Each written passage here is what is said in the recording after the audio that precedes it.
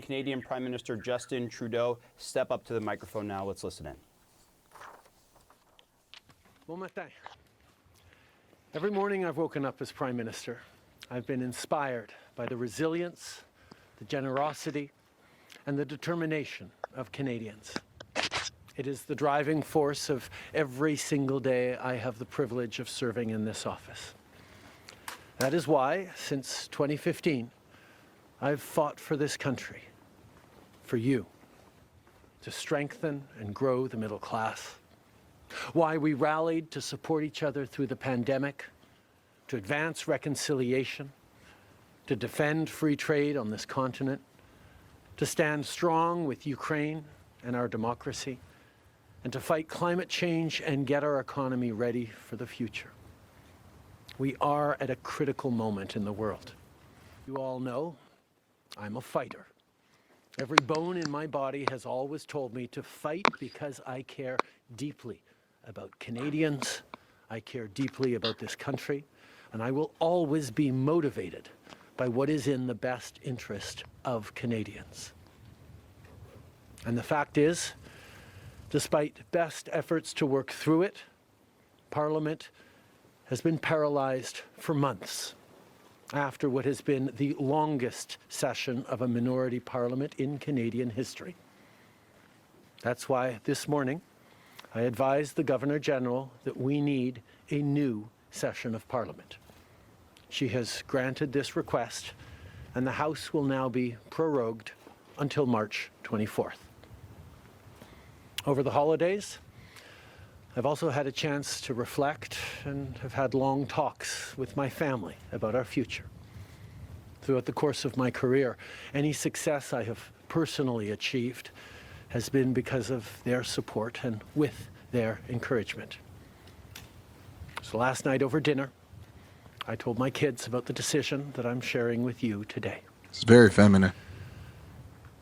I intend to resign as party leader, as Prime Minister, after the party selects its next leader through a robust, nationwide, competitive process. Last night, I asked the President of the Liberal Party to begin that process. This country deserves a real choice in the next election, and it has become clear to me that if I'm having to fight internal battles, I cannot be the best option in that election. A new Prime Minister and leader of the Liberal Party will carry its values and ideals into that next election. I'm excited to see the process unfold in the months ahead. We were elected for the third time in 2021 to strengthen the economy post-pandemic and advance Canada's interests in a complicated world. And that is exactly the job that I and we will continue to do for Canadians. Merci beaucoup, mes amis. Thank you, Prime Minister. Very weak.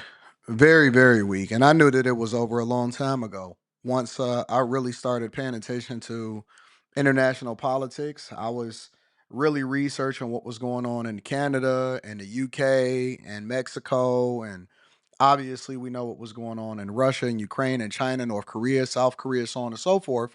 And even in different parts of Africa. I've been really, really in my spare time deep diving into international politics.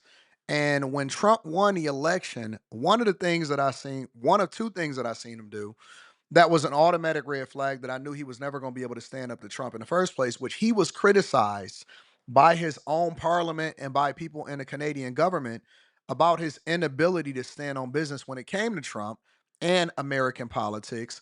Is he flew to Mar-a-Lago when Trump said that he would put a tariff on Canadian products because they had roughly a $100 billion trade deficit. And in addition to that, they weren't working hard enough at their border to prevent international, um, to prevent people from coming over into the United States of America as far as immigration coming into this country, right? That's number one. And then he flew over to Mar-a-Lago and Trump little boyed him, right? He sunned him. And I was telling him on the Millionaire Morning Show that it was it was weird that he didn't even make him sit at the little kids table because you could visibly and audibly hear him sunning the Canadian prime minister, right? And he was starting to be criticized as weak. I mean, he was already largely looked at as weak within his own government, but he was really criticized as weak. And then he tried to show a force of strength by saying that we are very, very mad. And I, as a feminist, he called himself a feminist in the face of one of the most masculine presidents in the United States history. And he said that, yo, I'm a feminist and I can't believe that you guys didn't elect Kamala Harris because you guys are being misogynistic. And so he then offended Americans, and Trump laughed at him and then told him that, hey, y'all need to go ahead and turn Canada into the 51st state of the United States of America. And then was calling him the governor of Canada. And he was looked at as a little boy. And so everything started to fall apart, obviously, with the tariff talks. Trump set in motion the fact that he didn't really care for him as the minister of Canada. He talked about all of the things that they wanted to work for in the middle class and all of that stuff since 2015-16, when in reality, Canada is in shambles right now. And so, I think that it was a good thing for him to step down, but it also exemplifies, in my opinion, his lack of masculinity. When he was talking, I got feminine sentiments from him. And I'm not saying feminine as far as like, gay or anything like that. That's not what I'm saying.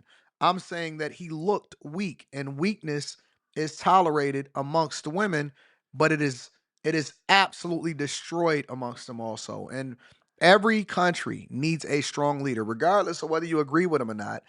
And if we look at the different countries that we're going back and forth with, like the Russia and the Chinas, we don't agree with them. We rock differently than them, but at the same time, Trump was able to maintain a relationship because they exhibited a level of masculinity that is supposed to be amongst government leaders. Same thing when it comes to North Korea. Same thing when it comes to other countries like the UK and stuff like that. But I would say that Claudia Sheinbaum, who is the president of Mexico, exhibits more masculinity than him. But at the same time, she doesn't obviously have the masculine bone in her frame. And which is one of the reasons why we need to take over and have them do what they're supposed to do so that we're not having this trade deficit. More importantly, him showing his weakness has highlighted why we need men in office. You need men in office as Canadians. And I'm pretty sure that you guys were fed up with him, which is one of the reasons he had lost the voice of the people, right? When the people stop supporting you, when the people stop, your own parliament goes against you, when your finance minister resigns, then it's time to go ahead and let it go. But I will keep you guys up to date. This resignation was largely expected. We were talking about it all over the weekend. I said that I was going to save it for the Millionaire Morning Show. We had a conversation about it on the Millionaire Morning Show where I did a little bit of a deeper dive. So make sure y'all subscribe to that channel. But yeah, he was not, in my opinion, the best person for the job. He didn't seem like the type of person that could stand up in front of Trump. And he seems intimidated. He seems weak, intimidated. He says that he sat with his family over the weekend and had a conversation with his children. It seemed more or less ideal for them to say that he had a conversation with his wife and she told him what to do as far as resigning. But it's also is not a good reflection of you guys, similar how it wasn't a good reflection of us in the United States of America when we elected Biden and Kamala Harris. I think that that was stolen, but let's just say for the conversation we elected it. This doesn't bode well for the people in Canada, in that if this is the guy that y'all had elected to solve for the problems that y'all have inside of y'all country, I think y'all got a bigger cultural issue than just him resigning. There's more to it than that, because who does he get replaced with? Like I said, I'll stay on top of it. I'll keep you guys up to date on what's going on in these streets. I love you guys. I appreciate you. Let me know what y'all think inside of the comments.